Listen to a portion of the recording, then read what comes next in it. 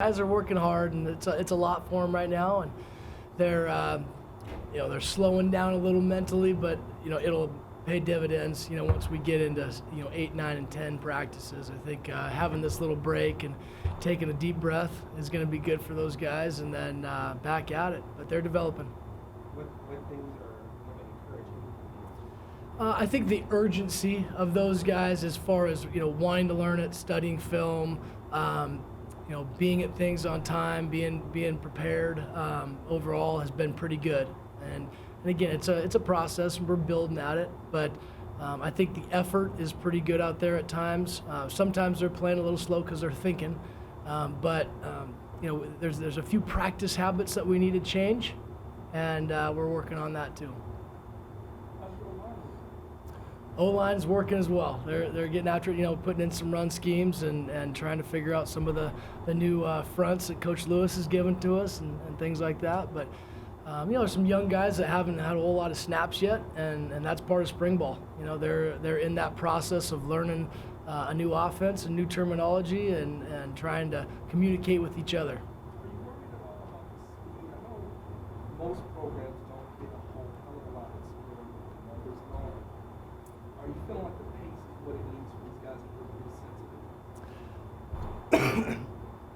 It's definitely not game speed yet. Yeah, it's not what we need at this point. Really, spring, both on the offense and defensive sides. It's gonna be a little slower, at this point, because we're both installing, and there's both a lot of communication that's still happening, and sometimes we as coaches need to pull back a little bit and go, all right, let's let these guys play and not try to communicate as much during practice and then correct a lot, in the film room. I don't think it's any secret that you guys have big goals, just like as a family. And I know that having big goals is something that takes a lot of work. I'm curious, are you afraid of the goals? Do you think about them as a whole? Do you think about them as chunks and step by step? I'm curious how you attack that as such. Coach Edwards puts that ultimate goal, on the team. We as an offense and myself as a coordinator, I'm just trying to stay focused on the day-to-day.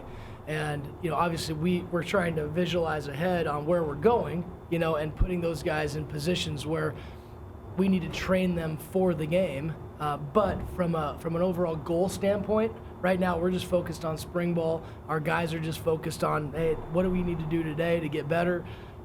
What's now plan ahead for tomorrow, what's going to happen tomorrow, and let's be detailed in that operation and that planning, but don't get too far ahead of ourselves. And in your experience up north, and in your experience as a player, how do individual goals mesh in with your team? I think a lot of those, some of them are, individual between, just the true position coach, and then there's, those goals for the players that are truly intrinsic, that are, hey, I need to go out there and improve on practice habits or my effort or, whatever it is. But, I think your coach has got goals for you, and then, personally, you're going to have goals for yourself in each practice. Yeah, I think we're all trying to go in the same direction with what Coach Edwards is setting, big picture goals, and then the things that he's talking about from a team standpoint, we're trying to mirror from an offensive standpoint and a defensive standpoint. I think we've had a chance to talk to you since Jack Smith came on board. What has he added, and how do you like the quarterback group? Yeah, Jack's now with us, missed a few practices, but we finally got through some of the the things that we had to work through to get him back on the team. And he's a fiery player. He's got his own way about him, and he's got some good athleticism, and he's got a good strong arm. He's got to get a little bit bigger and develop there. And he hasn't been with the football program eating with us and the nutrition department. So doing all that stuff is going to help him get his body developed a little bit more. So it'll take time, and he's trying to get used to the speed again. It's not easy taking that sabbatical and being off for a few years and then jumping back into Pac-12 football. And so I think he's done a really good job of learning the signals, being in the office and watching cut-ups and watching practices. And he's gone even over and above what I thought he was going to do. He's really put himself out there and put in the time. What Jaden is again, a special player, and he can make some plays when things break down. Still figuring out the offense and still figuring out what we're asking him to do on each play. And there's just a lot more going on now, from a signal standpoint, from a protection standpoint, from a shifts and motions, and where does that motion need to come down to? How do I use my cadence with these shift and motions? Now that we've got some cadence changes, how am I using those? And so that's what spring ball is about. It's about playing with those things. It's about going, oh yeah, I get it. I figure that out, And so it's a process, but I think he's enjoying it. I know every meeting, he's asking good questions, and we're diving into it. Do you feel that to this point, too, you said that their communication, even with when they're up at the line of scrimmage, is starting to get involved? We're figuring it out now. It's not perfect by any means. We're still jumping off sides, and we're gonna challenge them as coaches to, hey, work through this, and then also be able to handle the adversity, because that's the other part of it. Like, all right, things aren't looking good in practice. We false start, or we get a bad snap here, a bad snap there. It's like, all right, how are we going to respond to this? If this happens in a game, all right, now we got to flip the switch, move on to the next play, and handle adversity with some positivity. And I do think spring is also about those leaders that have left the program now, and who are the next leaders that are stepping up. And so challenging those guys to now, as soon as we start to see that dive in practice or that adversity start to hit, what are you going to say to help the team out? Because it can't always come from the coaches. Are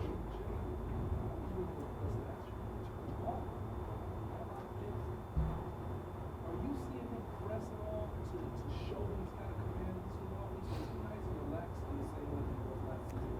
He still carries himself with the same demeanor. He's got a nice, calm, cool demeanor about him, and he's not afraid to make mistakes. That's the thing that I like about him. He can make a mistake and throw a pick in practice, and he's fine. He's on to the next play, and let's roll. He gets it, right? He knows that we didn't want to throw a pick, but hey, sometimes that's going to happen. But I love the fact that he can respond and move on. And it's next play. Give me the signals, and let's roll. So. When you're building an offense, more complex, more upside, more potential, maybe you have executed the way that you want it to be, simpler, maybe easier to execute, not as much potential perhaps. But how do you look at that in terms of putting together your scheme, and then also thinking about how much guys can handle and manage? Right. It's a great question. The potential for the offense, and we actually addressed that after practice today with the offense. Just here's big picture wise, here's what we've got in, here's the chunk of what we could put in, okay? And now we need to be very detailed with that, what we've got in right now. And so it's a fine line, and we got to just understand it's still early, in the process of them understanding even just the operational stuff. And so we've got to be smart with how much we put in, but we also got to challenge them in their own right to be able to go, all right, this is going to be tough. We want to show you that it's going to be tough, and then that can kind of set the tone for that future learning. And again, it's all about creating habits. So if we can get them to change the way they're learning and change the way that, their habits are for studying or for watching film or for looking at the playbook, those are all going to be benefits, in the future. Coach, it seems like this year the wide receivers have a lot more flexibility and freedom in adjusting the route running. Speak to that at all? There's in the offense, there's a lot of ability to make signal adjust, to make to read coverage, and to take advantage of certain opportunities. And are we good at that yet? No, we're not. But we're starting to understand that the guys, these concepts that we're putting in, whether it be the route specific stuff or whether it's true full concepts, there's a big picture of what's the defense playing, what's the defense giving us. And so a lot of those guys now are transitioning their mindset to identifying safeties and coverage and where's the leverage. And so there's changes, for them. And then when are we going to signal adjust? What plays are we going to signal adjust on? Where are those possibly going to happen? So I've got to, have that communication with the quarterback and go, okay, I'm ready for it. Yep, you gave it to me, and here we go. And so we're still having some of that issues. But the nice thing about spring ball is we can go practice, and then we get to go watch it with them, you know, and go, okay, here's this, here's where this happened. All right, look at this leverage. Here's where we could get this certain route. Okay, here's the signal adjust. And then for the second part of practice, we've already gone through 7. Now here's 8 through 15. Now we can kind of re-go over it. Here's the situations where we want to use these things, and then get into some of the adjustments off of what we've already run. So you're just gonna keep installing and then revisit the kind of where you're at certain stages. We're revisiting right now. We're revisiting this, and that's the nice thing about the way Coach Herm set this thing up. You know, you've got these practices, and then we've got a chunk of time now where we can go back as coaches and go, all right, let's take a look at it, evaluate, see where we're at, what do we want to install, what do we need in, what do we need to put in still, and whether it's situationally specific to the goal line, or whether it's short yardage or things like that. Where are our limitations personnel-wise, and then figuring out what can we review and jump back into. How many of the interceptions or just jeopardy throws have been product of quarterback and receiver seeing just different things? Like the receiver doing one thing because when he's reading and James doing one thing, or the quarterback reads one.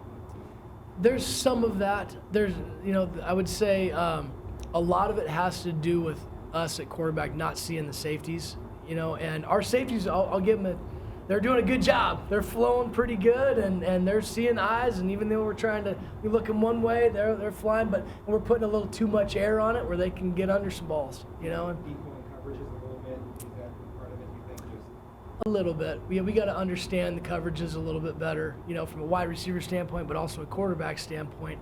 Understand what type of ball we need to throw on certain routes, taking some air out of some balls too if we're not getting behind the coverage. Speaking of wide receivers, can you talk a little bit about Brandon Pierce and what he Brandon's been fiery. He's been out there and he's had a little spark to him. He's competitive. He's very inquisitive, and he'll ask questions, and he wants to get the knowledge and be right. So I've been extremely impressed with him. So far as just him coming out to practice and wanting to give me the ball, and I'm good with that. Yeah, I want guys that want the ball and want to go make plays, and as long as they're doing the right things on and off the field, then I want those hungry guys, and he's definitely got that fire to him. Have the 2 freshman running backs shown you what you would expect to see in the first 2 weeks of their college life? Yes, there's a lot of thinking going on, but they are coming along, and they're developing in this whole process of the operation, seeing signals and where do I need to align, shifts and motions, cadence changes. There's a lot to it, and so they're both physically, they will be ready to go, and now it's just getting to that mental point where they're very mature kids. That's what I will say about those guys. They're mature. They handle themselves really well. They understand what it takes, or they're getting to the point where they understand what it takes to be a college football player. They're getting used to the game speed a little bit. It's not high school anymore, so this is happening a little bit faster. And now it's just making adjustments, but they're both smart guys that are able to evaluate practice and go, okay, I got it. They're coming along. Talk about the role of Ethan Long in the offense, because he's been playing reps in different positions. Sure. Yeah, Ethan is, has the ability to play some quarterback and throw the ball around, but he's a good athlete, and we want to make sure we utilize him. Knowing we've got a quarterback coming in the fall and adding to that mix, we're trying to test Ethan out at some different spots and see where he can pick up some of that stuff. He's a smart football player, and he's hungry, and he wants to get on the field, and so we're just trying to find some different ways to do that for him. Coach, going back, you mentioned last week that he was watching some film with the State and the tight ends were being utilized there. I'm wondering, what is the strategy with those tight ends? Well, I think those tight ends in that room right now are hungry. They're excited, they're hungry, they can see some opportunity. And, going back and watching some game film and seeing some different things that we did at Boise State, I think is exciting to them. now it's there's a lot to the tight end position. You know, it's run game, it's pass game, it's protection game, and we'll use our tight ends in protection. You know, and so there's a lot to be fed to those guys too. So the hunger's there, the urgency's there. I think they are excited to be in this offense, and now it's just the understanding of what it takes to play that position in this offense.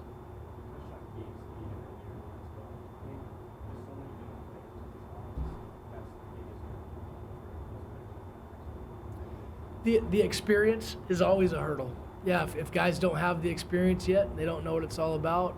That's going to be an issue. And so some guys handle it better than others, and we're trying to train them. You know, going back to that, we're trying to train them and train their habits to benefit them. You know, and then ultimately at the end of the day, we can only have so much time with them as coaches. So they've got to plan ahead and where can I get this extra study time, and what means and what support do I have.